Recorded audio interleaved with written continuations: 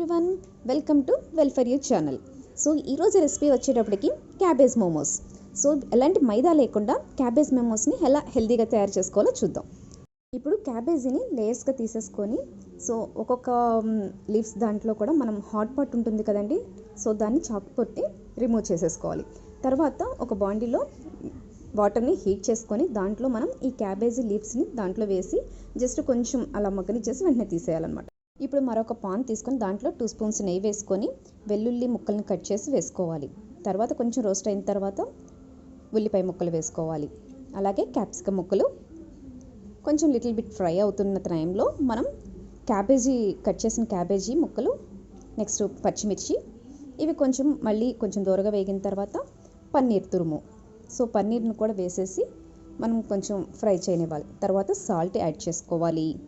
తర్వాత garam masala, next soya sauce. So వీటిని add చేసుకొని మనం కొంచెం ఫ్రై కానివ్వాలన్నమాట, మగ్గనివ్వాలి. సో మగ్గుంది కదండి.